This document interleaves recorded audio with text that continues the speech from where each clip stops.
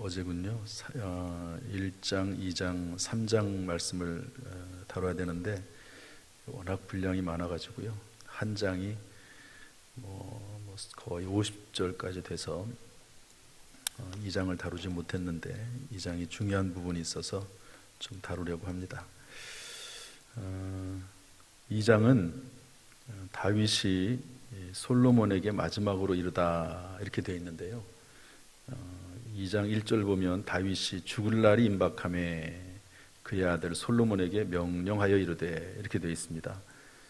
이것은 유언이라고 볼 수가 있죠. 다윗이 솔로몬에게 유언한 내용인데 이 유언 속에 담겨 있는 교훈이 몇 가지가 있습니다. 그 내용을 살펴보면서 오늘 우리의 삶 속에 적용을 하고 또 하나님의 음성을 듣는 시간으로 삼으려고 합니다.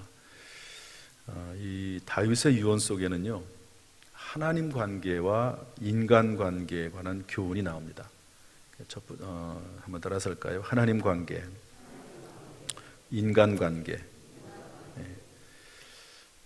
마지막 죽음의 순간에 중요하죠. 정말 얼마나 중요한 순간입니까? 그것도 이제 뒤를 이어서 왕이 될 솔로몬에게 하는 유언인데 1절부터 4절은 하나님 관계에 관한 교훈, 5절부터 9절은 인간 관계에 관한 교훈, 이렇게 찾아볼 수 있습니다. 첫 번째 우리 2절 말씀을 한번 읽어볼까요? 2절 말씀 다 같이 읽어보죠. 시작. 내가 이제 세상 모든 사람이 가는 길로 가게 되었노니 너는 힘써 대장부가 되고. 하나님 관계에 있어서 제일 먼저 우리가 생각해야 될 부분은 다시 말해서 하나님과의 관계를 잘 알기 위해서는 우리가 기본적으로 전제해야 될 것이 있다 하는 것을 이 본문이 우리에게 알려주고 있습니다. 그것은 뭐냐면요, 내가 이제 세상 모든 사람이 가는 길로 가게 되었으니, 그것은 다시 말해서 내가 유한한 존재다 하는 것을 인식할 때 하나님과의 관계를 잘 가질 수가 있습니다. 물론 이것은 꼭 하나님과의 관계뿐만 아니라 인간관계 관련해서도 연결되어 있다고 볼 수가 있습니다. 하나님은 무한하시고 영원하시고 전능하시고 전지하시죠. 생사화복을 주관하시고 살아계시며 상주시는 하나님이십니다. 반면에 사람은 언젠가는 죽습니다. 다윗도 죽죠. 그 유명한 다윗, 하나님의 마음에 합한 사람 다윗. 엄청난 업적도 이루었지만 엄청난 고난도 당했던 그런 다윗도 죽습니다. 내가 죽는다.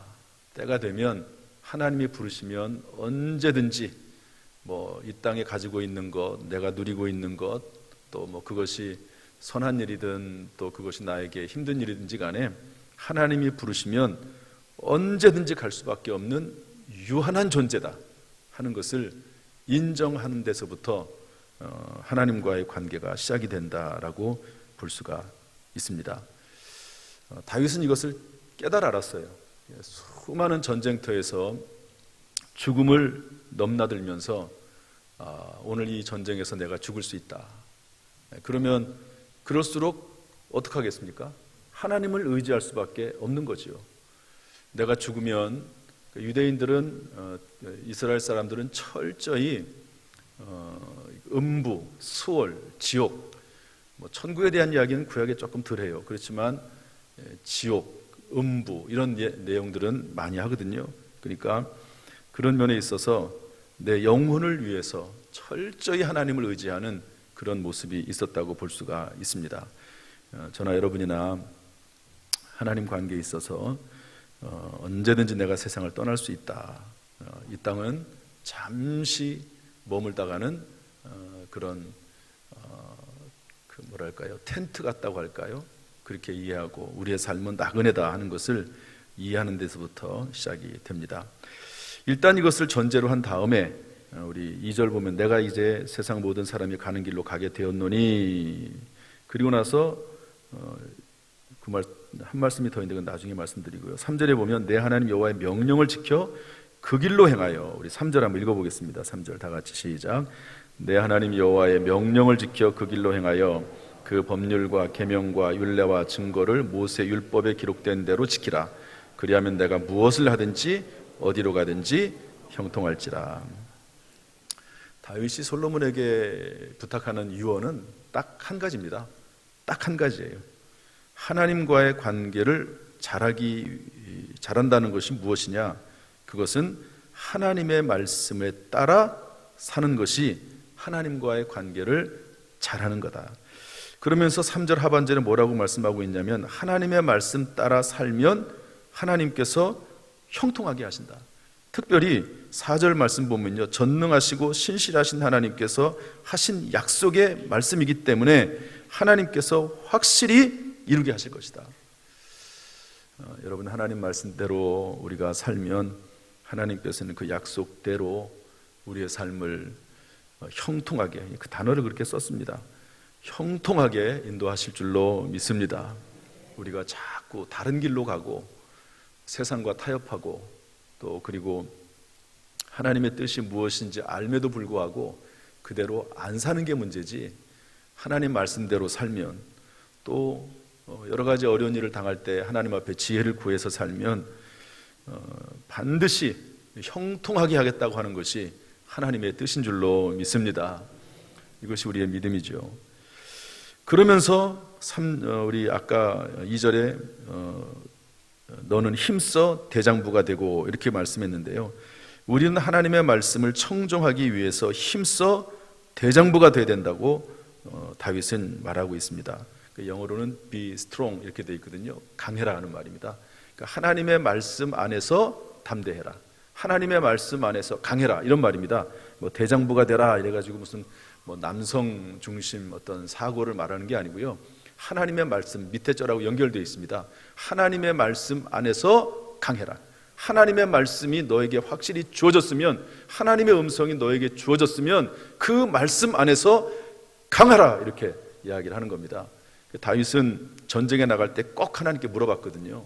그래서 하나님 앞에 물어봐서, 하나님 이 전쟁에 나가야 됩니까 말아야 됩니까? 물어봐요. 그럼 하나님이 나가라 얘기하시죠. 그럼 어떻게 싸워야 됩니까? 그러면 하나님께서 어떤 때는 전공법을 취하게 하시고요, 하나님께서 어떤 때는 정면으로 가지 말고 매복해라 이렇게 말씀도 하세요. 하나님께서 기도할 때 하나님 주시는 감동이겠죠.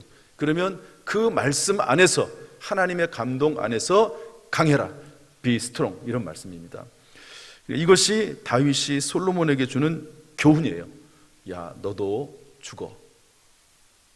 그 다음에 그 죽음 앞에서 하나님 말씀 붙잡고 살아. 그리고 그 말씀이 너에게 딱 떨어지면 그 말씀 붙잡고 강하게 살아. 강하게. 말씀이 인도할 것이고 말씀이 너를 형통하게 할 것이고 하나님께서 그 말씀대로 이루게 하실 거야. 그러니까 말씀 붙잡고 살아. 말씀 안에서 힘을 내고 대장부가 되고 그리고 강해져. 이렇게 솔로몬이 이야기하고 있습니다. 이것이 다윗이 솔로몬에게 주는 하나님 관계에 대한 교훈입니다. 여러분, 말씀 안에서 우리의 마음을 강하게 하고 담대할 수 있기를 주님의 이름으로 축복합니다.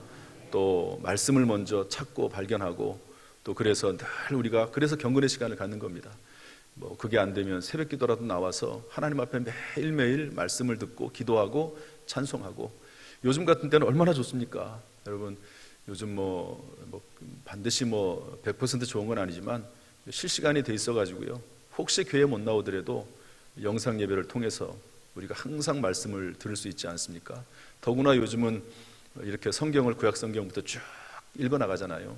그러니까 그 말씀 붙잡고 우리가 말씀을 들으면 그 말씀이 우리에게 하루의 삶을 살아가는 영적 양식이 되는 겁니다. 우리가 새끼 밥을 먹듯이, 물론 두 끼 드시는 분도 있긴 하지만 그렇게 식사를 하듯이 하나님의 영적인 말씀을 늘 묵상하면서 영적 양식을 먹으면서 살아갈 수 있기를 주님의 이름으로 축복합니다. 두 번째 다윗이 하는 유언은요, 인간관계에 관한 교훈입니다. 특별히 다윗이 죽음을 앞에 두고 떠오른 사람이 세 사람이 있습니다. 이 세 사람의 면면을 살펴보면서 또 이 세 사람과 다윗의 관계성을 살펴보면요, 우리가 어떻게 인간관계를 해야 될지 드러나고 있습니다. 먼저 5절 6절 말씀 읽어보겠습니다. 5절 6절 다 같이 읽어보죠. 시작. 수리아의 아들 요압이 내게 행한 일 곧 이스라엘 군대의 두 사령관 넬의 아들 아브넬과 예델의 아들 아마사에게 행한 일을 내가 알거니와 그가 그들을 죽여 태평시대에 전쟁의 피를 흘리고 전쟁의 피를 자기의 허리에 띤 띠와 발에 신은 신에 묻혔으니 내 지혜대로 행하여 그의 백발이 평안히 수월에 내려가지 못하게 하라. 요압이라는 사람이 있는데요, 다윗이 죽을 때 요압을 생각해냈네요. 그러면서 결론은 그렇습니다. 요압을 편안히 죽지 못하게 해라. 다시 말해서 죽이라는 거예요. 어떤 방법이 됐든지 간에 너는 지혜로운 사람이니까 너의 지혜를 잘 활용해서 요압이라고 하는 사람을 죽여라. 여러분, 요압이 누굽니까? 요압은 다윗이 사울 왕에게 쫓겨다닐 때 처음부터 함께했던 어떻게 보면은 동지입니다. 동지. 생사고락을 함께한 동지입니다. 그런데 그 동지를 죽이라는 거예요.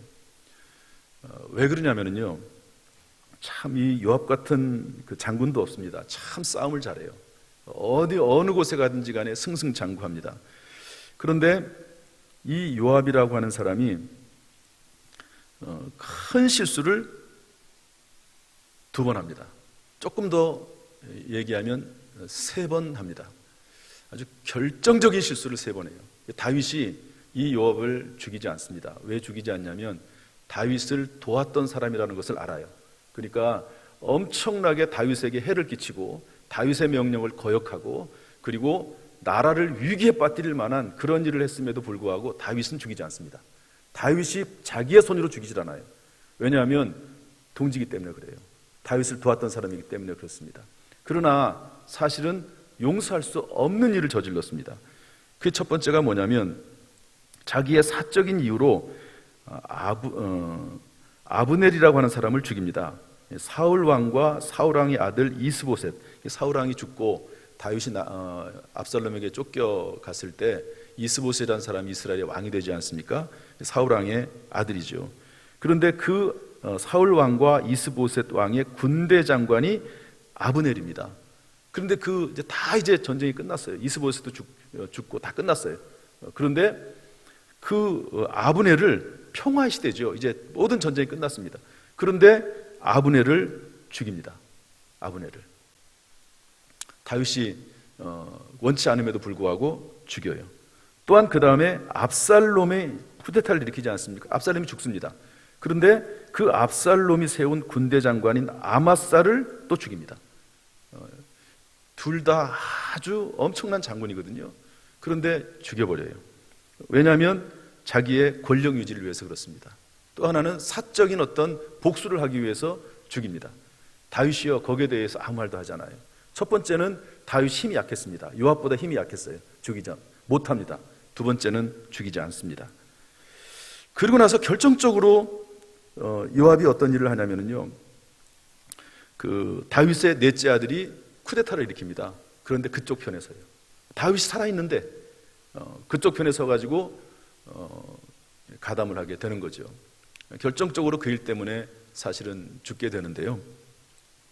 그로 인해서 여기에 대해서 평가는 5절에 뭐라고 되어 있냐면 태평의 시대에 피를 흘려 왕과 나라를 혼란케 했다, 이렇게 되어 있습니다. 여기서 우리가 인간관계에 관해서 배울 수 있는 교훈이 있다고 하면은요, 하나님께서 맺어주신 관계 안에서 서로 끝까지 신실해야 한다 하는 것을 우리가 교훈받을 수 있습니다. 여러분, 사람들은 서로 하나님께서 맺어주신 관계가 있거든요. 예를 들면 부부관계입니다. 부부관계는 하나님께서 맺어주신 거라고 성경은 말을 하고 있어요. 하나님이 맺어주신 것을 사람이 나눌 수 없다고 얘기하고 있습니다. 그러니까 이런 것들은 서로 하나님께서 맺어주신 관계 안에 서로 끝까지 신실해야 되거든요. 사람이 다 실수가 있고 허물이 있습니다. 그렇기 때문에 서로 용납하고 용서해주고 보호해주고 살아가는 거죠. 그런데 오히려 다른 사람이 잘못이 없음에도 불구하고 오히려 잘못을 만들어내서 이렇게 해치려고 하는 경우도 있거든요. 하나님께서 맺어주신 관계 안에서 서로 끝까지 신실해야 됩니다. 가룟 유다는 예수님께서 제자로 부르지 않았습니까? 그런데 자기 어떤 정치적인 이유 때문에 예수님을 팔아 넘깁니다. 물론 결국 그는 자살해서 죽습니다. 아히도벨이라는 사람도 다윗이 얼마나 신뢰했던 사람인지 몰라요. 그런데 그 다윗이 압살롬 편에 듭니다. 그로 인해서 이스라엘 사람들이 다 그로 넘어가요. 왜냐하면 아히도벨은 제갈공명 같은 사람이거든요. 그러니까 그 사람이 압살롬에게 붙었으니까 다윗은 끝났다고 생각을 합니다. 그러나 그의 아히도벨은 다윗을 배신하게 되는 것이고요. 결국 아히도벨의 계략은 첫 번째부터 압살롬에게 받아들여지지 않습니다. 그래서 하나님께서 다윗을 버린 게 아니구나. 그러고 나서 자기 고향으로 돌아가서 아히도벨도 목매달아 죽습니다. 참 성경에 보면은요, 참 놀라운 일들이 많고요. 엄청난 사람과 사람 사이의 인간관계가 들어가 있습니다. 정치적인 내용도 나오고요. 경제, 사회, 문화, 철학 모든 것들이 다 들어있는 것이 성경이라고 볼 수가 있습니다. 그렇지만 우리가 완전하진 않죠. 베드로 같은 사람은 예수님을 3번 부인하고 또 저주까지 합니다. 그렇지만 주님은 그 사람의 마음의 중심을 아시는 것이죠. 우리가 저나 여러분이나 실수할 때가 있습니다. 그러나 그것 때문에 끝까지 미워하지 말고 끝까지 저주하거나 끝까지 함께하는 것을 거절하지 말고 그 중심이 바르면 서로 용납하는 겁니다. 그래서 주님께서 7번씩 70번이라도 잘못했다고 회개하면 용서하라고 말씀하고 있지 않습니까? 어쨌든 중요한 것은요, 하나님께서 맺어주신 관계 안에서 서로 끝까지 신실해야 된다. 이것이 인간관계에 있어서 주고 있는 중요한 교훈을 알 수 있습니다. 물론 이제 하나님께서 그것을 떠나보낼 때도 있죠. 예를 들어서 사도 바울과 바나바가 함께 1차 선교여행을 떠납니다. 그러나 2차 선교여행을 떠날 때는 둘이 갈라서거든요. 서로 심히 다퉜다고 되어 있습니다. 그런 경우도 있어요. 그러나 이것은 하나님께서 사도 바울은 전도자이기 때문에 그렇고요, 바나바는 양육자이기 때문에 그렇습니다. 둘이 헤어지는 것이 이것이 더 하나님의 사역을 위해서 더 유익이 된다고 그렇게 저는 판단을 합니다. 그런 경우가 아닌 한 하나님께서 맺으신 관계 안에서 서로 끝까지 신실하고 배반하지 않고 그렇게 살아가는 것이 그리스도인의 올바른 모습이고 그런 자세라고 여겨집니다. 이런 은혜가 서로서로에게 있기를 주님의 이름으로 축복합니다. 두 번째 7절 말씀인데요, 우리 7절 말씀 다 같이 읽어보겠습니다. 7절 시작. 마땅히 길르앗 바르실레의 아들들에게 은총을 베풀어 그들이 내 상에서 먹는 자 중에 참여하게 하라. 내가 내 형 압살롬의 낯을 피하여 도망할 때에 그들이 내게 나왔느니라. 압살롬이 쿠데타를 일으켰을 때요, 그때 바르실레라고 하는 사람이 많은 양의 음식물을 제공을 했습니다. 그리고 나서 다윗이 이제 왕권을 회복하고 돌아올 때 바르실레에게 같이 가자, 나랑 같이 예루살렘에 들어가서 함께 거하자 그랬더니 이렇게 완곡히 사양을 하면서 아들들을 좀 맡아달라고 그렇게 얘기합니다. 그런데 다윗이 죽을 때 이 생각을 해냅니다. 이 생각. 여러분, 아들에게 쫓겨서 달아날 때 얼마나 비참합니까? 얼마나 그 마음이 아프겠습니까? 정말 다른 사람이 공격해서 쫓기는 것보다도 아들 때문에 도망다니는 것, 그 얼마나 비참하겠습니까? 그런데 그때 다윗에게 은총을 베풀었던 바르실레, 죽음에 같이 가자고 하면 가질 않아요. 그런데 거기에 대해서 다윗은 마지막 순간에 그것을 기억해내면서 그 아들들에게라도 솔로몬 너의 식탁 자리에 함께 해라. 이게 무슨 얘기냐면 왕자처럼 되라는 말이거든요. 왕자처럼. 그러면서 은혜를 베풀 것을 얘기합니다. 다윗은요, 다윗의 마음을 그렇게 아프게 했던 사람, 동지였기 때문에 다윗이 손을 대진 않습니다. 그러나 솔로몬에게 그 역할을 맡기고요, 그리고 다윗에게 정말로 힘들고 어려웠을 때 도와줬던 바르실레는요, 그 아들에게까지 은총을 베푸는 것을 볼 수가 있습니다. 여기서 우리가 배울 수 있는 교훈은요, 하나님이 세우신 사람을 공경하는 사람은 자손들에게까지 그 선한 영향력이 임한다는 것을 알 수가 있습니다. 이것은 꼭 교육자들을 말하는 게 아닙니다. 하나님의 사람은요 많아요. 하나님의 사람이라고 하는 것은 다윗도 하나님의 사람이죠. 왕입니다. 또 모세 같은 사람은 한 나라의 대통령 같은 사람이죠. 이런 사람도 하나님이 세우신 사람입니다. 중요한 것은 뭐냐면 하나님이 세운 사람이냐는 거예요. 하나님이. 저 사람이 하나님이 세운 사람이냐 하는 것이죠. 그래서 하나님이 세운 사람을 공경하고 잘 대접하는 일은요, 하나님을 기쁘시게 하는 일이고, 그리고 하나님을 기쁘시게 하면 특별히 여기에서는 그 자손들에게까지 하나님께서 그 선한 영향력을 끼쳐주시고 은총과 은혜를 베푸신다 하는 것을 알 수가 있습니다. 여러분 주변에 누가 됐든지 간에 함부로 대하지 말고, 소홀히 대하지 말고, 그 사람의 마음에 상처를 주지 말고, 원통함을 주지 말고, 그리고 그 사람을 선하게 대우하는 가운데 하나님의 은혜가 우리 가운데 임하기를 주님의 이름으로 축복합니다. 마지막 한 사람은 시므이입니다. 8절 9절 말씀인데요, 한번 읽어보겠습니다. 8절 9절 시작. 바울임 베냐민 사람 게라의 아들 시므이가 너와 함께 있나니 그는 내가 마하나임으로 갈 때 악독한 말로 나를 저주하였으니라. 그러나 그가 요단에 내려와서 나를 영접함으로 내가 여호와를 두고 맹세하여 이르기를 내가 칼로 너를 죽이지 아니하리라 하였노라. 그러나 그를 무죄한 자로 여기지 말지어다. 너는 지혜 있는 사람이므로 그에게 행할 일을 알지니 그의 백발이 피 가운데 스올에 내려가게 하라. 시므이, 다윗이 압살롬에게 쫓겨 도망갈 때 저주했던 사람입니다. 돌멩이를 막 던졌어요, 다윗에게. 사실 이게 참 왜 이렇게 했나 모르겠어요. 왜냐하면 다윗이 도망갈 때 600명이 따라갔거든요, 군대가. 그런데 이 사람이 겁도 없이 거기다 대고 다윗에 막 돌멩이를 던지면서 저주를 막 하거든요. 왜냐하면 이 사람은 베냐민 지파 사람입니다. 사울 왕이 베냐민 지파 사람이거든요. 그러니까 이제 사울 왕, 자기네 지파의 왕을 무너뜨리고 다윗이 왕이 됐다고 생각을 해가지고 늘 마음속에 원망과 저주가 있는데요, 다윗이 그렇게 도망을 가니까 그 앞에서 저주를 하는 겁니다. 그때 옆에 있던 장군 중에 하나가 아비새라는 사람이 저 죽은 개가 감히 왕에게 저런 저주의 말을 쏟아붓는다고 하면서 명령만 하시면 당장 죽여버리겠다고 그렇게 얘기합니다. 그때 다윗이 했던 유명한 말이 있죠.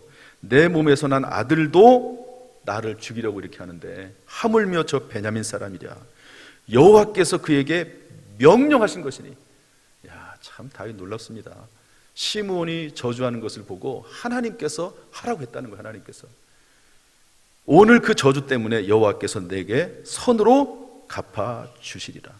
이런 수치와 모욕을 당하는 것이 본인에게는 유익이라는 거예요. 본인에게 유익이라는 겁니다. 하나님께서 내 원통함을 들으실 것이다. 저 사람이 저렇게 저주하는 그것 때문에 하나님이 나의 원통함을 기억하실 것이다. 이렇게 대답을 합니다. 이건 믿음의 사람이 아니고서는 이런 대답을 할 수가 없는 것이죠. 때때로 우리가 내가 왜 도저히 당할 수 없는 그런 억울한 일을 당할 때가 있습니다. 그러면 저 사람을 저주할 수도 있죠. 그리고 그 사람에 대해서 복수할 수도 있습니다. 그런데 다윗 같은 사람은 어떻게 하냐면 내가 잘못한 일들이 있을 텐데 하나님께서 이 일 때문에 나의 잘못을 갚아주실 것이다. 하나님 나의 잘못을 덮어주실 것이다. 이렇게 생각을 한 거예요. 이렇게 참 믿음의 사람이라고 볼 수 있죠. 다윗이 왕권을 회복해서 돌아올 때 찾아와서 이 시므이가 사죄합니다. 다윗이 죽이지 않겠다고 얘기를 해요. 왜냐하면 왕권이 회복되는 좋은 날이기 때문에 그렇습니다. 그러나 솔로몬에게 마지막 죽을 때 말합니다. 마지막 무죄한 자로 여기지 말아라. 그를 백발이 피 가운데 지옥의 음부에 떨어지게 해라. 이렇게 말씀합니다. 솔로몬이 예루살렘을 떠나지 말라고 이제 그 시므이에게 말을 하죠. 그런데 종 2명이 달아나니까 쫓아갑니다. 예루살렘을 떠나게 되죠. 솔로몬이 불러다가 죽여버립니다. 그래서 이렇게 시므이는 죽습니다. 여기서 우리가 받을 수 있는 교훈은 뭐냐면요, 까닭 없는 저주는 자신의 머리로 돌아옵니다. 잠언서 26장 2절 보면 까닭 없는 저주는 참새가 떠도는 것과 제비가 날아가는 것 같이 이루어지지 아니하느니라 이렇게 되어 있습니다. 특히 하나님의 사람을 저주하는 것은 저주하는 그 자신이 저주를 받습니다. 아브라함에 대해서 창세기 12장 3절은 이렇게 말하고 있습니다. 하나님께서 아브라함에게 너의 고향 친척 아비집을 떠나서 내가 보여줄 땅으로 가라. 그러면서 너는 복이 될지라, 복의 샘물이 될지라, 이렇게 프랑스 성경에는 그렇게 되어 있는데요. 그러면서 뭐라고 말씀하시냐면 너를 축복하는 자에게 내가 복을 내리고 너를 저주하는 자에게 내가 저주하리니. 아브라함 같은 사람, 하나님의 사람 아닙니까? 제사장이 아니에요. 하나님의 사람입니다. 그 사람에 대해서 축복하면 내가 복을 내리겠고 저주하면 내가 저주할 것이다. 하나님의 사람을 저주하는 것은요, 저주하는 그 자신이 저주를 받습니다. 저주가 아니라 여러분 서로 축복하는 삶을 살 수 있기를 주님의 이름으로 축원합니다. 베드로전서 3장 9절은 이렇게 말씀하고 있습니다. 악을 악으로 욕을 욕으로 갚지 말고 도리어 복을 빌라. 이를 위하여 너희가 부르심을 받았으니 이는 복을 이어받게 하려 하심이라. 마태복음 10장 12절 13절은 이렇게 되어 있습니다. 그 집에 들어가면서 평안을 빌라. 그 집이 이에 합당하면 너희의 빈 평안이 거기 임할 것이요 만일 합당하지 아니하면 그 평안이 너희에게 돌아올 것이라. 여러분, 다른 사람을 축복하면 그 사람이 복을 받으면 얼마나 좋습니까? 그런데 복 받을 자격이 없으면요, 그 복이 누구에게 돌아온다고요? 자기에게 돌아온답니다. 무슨 얘기를 하는 거죠? 어찌됐든 축복하라는 거죠. 어찌됐든 원수까지라도 축복하라는 거죠. 쉽지는 않습니다. 그렇지만 성경의 원리는 원수까지라도 축복하면 그 축복이 오히려 너에게 복으로 돌아올 것이다, 이렇게 말씀하고 있습니다.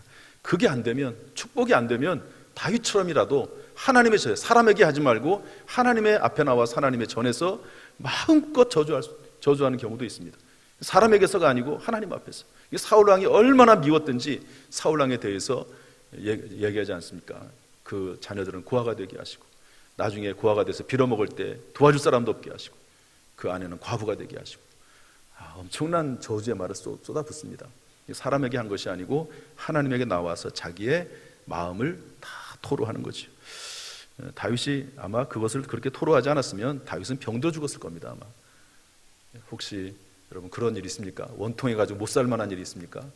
그러면 사람에게 가가지고 쏟아붓지 말고 하나님 앞에서 다 쏟아부으면 하나님께서 그 원통함을 반드시 풀어주실 줄로 믿습니다. 마지막 이야기 하나 하고 마치겠습니다. 많이 들어본 스토리일 수도 있는데요, 한 가난한 노부부가 나그네를 대접하고, 그냥 누가 지어낸 얘기입니다. 그냥 진지하게 듣지 말고 그냥 흘려들으시면 됩니다. 한 가난한 노부부가 나그네를 대접하고 3가지 소원의 성취를 얻었다는 이야기를 들었습니다. 그 욕심꾸러기 부자가 그 나그네를 쫓아가서 나도 3가지 소원을 좀 들어달라고 그렇게 막 아주 강력하게 때를 썼습니다. 그랬더니 그 나그네가 그래 좋다 그러면 3가지 소원을 들어줄 테니까 뭐든지 입으로 원하는 거, 뭐 가족이 됐든지 아니면 네가 원하는 것이 됐든지 간에 입으로 소원을 아뢰면 다 응답이 될 것이다, 그렇게 얘기를 했습니다. 신나서 집에 돌아오는데요, 뜨거운 햇빛에 말을 타고 왔는데 그 말이 말썽을 부립니다. 그러니까 그 말을 향해서 뭐라고 얘기했냐면 이 망할 놈의 말 확 죽어버려라, 이렇게 얘기했어요. 그랬더니 그 말이 죽었습니다. 첫 번째 소원이 응답됐습니다. 말 안장을 메고, 말은 죽었지만 안장이 있으니까 안장을 메고 집으로 돌아왔습니다. 아내에게 그 소원 물어봤겠죠. 소원 성취하는 것 때문에 갔는데 잘 됐냐고. 그랬더니 됐다고. 그런데 한 가지는 벌써 써버렸다고. 말이 죽으라고 했는데 죽었다고. 그 말을 듣고 아내가 뭐라고 얘기했냐면 이 바보 같은 사람, 그깟 놈의 안장이 뭐라고, 그 안장이 엉덩이나 붙어버려라, 이렇게 얘기했습니다. 2번째 소원을 아내가 얘기했습니다. 엉덩이에 붙었어요. 여러분 3번째 소원은 뭐가 돼야 될까요? 떨어져야죠. 엉덩이에 붙은 안장이 떨어져야죠. 3번째 소원까지 다 이루어졌답니다. 우스갯소리로 누가 지어낸 얘기지만 생각해 볼 여지가 있습니다. 가난한 노부부는요, 나그네를 대접하는 것이 일상이에요. 그 사람의 삶입니다. 가난하지만. 그러나 욕심꾸러기 부자는요, 나그네를 대접하지 않아요. 아무리 나그네를 소원 성취할 수 있는 그 권한을 가지고 있어도 그의 삶이나 그의 언행 자체가, 말하는 습관이라든지 행하는 그 행동 자체가 소원을 이룰 만한 그런 자격이라든지 그런 합당한 모습이 아닌 것이죠. 오늘 성경 말씀 속에서 다윗이 했던 것처럼 하나님과의 관계 속에서, 사람과의 관계 속에서 우리의 말 하나하나, 행동 하나하나가 복을 불러오기도 하고 복을 차버리기도 합니다. 그러니까 내가 하나님 앞에 막 기도해서 무언가를 얻는 것도 있지만 그냥 내가 하나님 말씀대로 나가는 삶 자체가, 내가 말 한마디 한마디 하는 것 자체가 나에게 복이 되기도 하고, 내가 무심코 던진 한마디 말이 복을 차버리기도 하고 하는 것이 우리가 사는 삶의 모습이다 하는 것을 알 수가 있습니다. 자연적 교회 성장이라는 게 있습니다. 9가지의 조건을 갖추기만 하면 교회는 자연적으로 성장한다는 거예요. 아주 유명한 옛날에 있었던 자연적 교회 성장이라는 두꺼운 책이 하나 있습니다. 조건만 갖춰지면 내가 노력하지 않아도 그냥 물론 그것을 위해 노력을 해야 되겠지만 그러면 다 잘 된다는 거예요. 여러분, 오늘 남녀전도회 새가족 성기미들 헌신 예배를 가졌습니다. 이것을 하나님께 주신 사명으로 알고 신실하게 말하고 행동하면 그 자체가 하나님이 그 사람을 복 주시기에 아주 합당한 일이 되는 거죠. 이런 일을 왜 목사님은 또 만들어가지고, 우리 목사님은 뭘 만드는데 선수야 막 이래가지고 그렇게 생각하지 말고 하나님께서 이를 통해서 영혼을 구원하시고 많은 사람을 돌아오게 한 자는 하늘의 별처럼 빛나게 하신다고 약속을 했는데, 하나님께서 다니엘서 12장 3절에 이 일을 통해서 내가 하늘의 별처럼 빛나는 그런 복을 받을 수 있겠구나, 이렇게 믿음으로 받아들이면 여러분, 이거 정말 우리에게 귀한 일이 되는 줄로 믿습니다. 이것은 이 남녀전도회 새가족 섬기만 한 일이 아니라 우리 모두가 해야 될 일인 줄로 믿습니다. 우리 모두 하나님과의 온전한 관계, 사람과의 아름다운 관계 속에서 하나님의 은혜와 축복이 임하시기를 주님의 이름으로 축원합니다. 기도하겠습니다.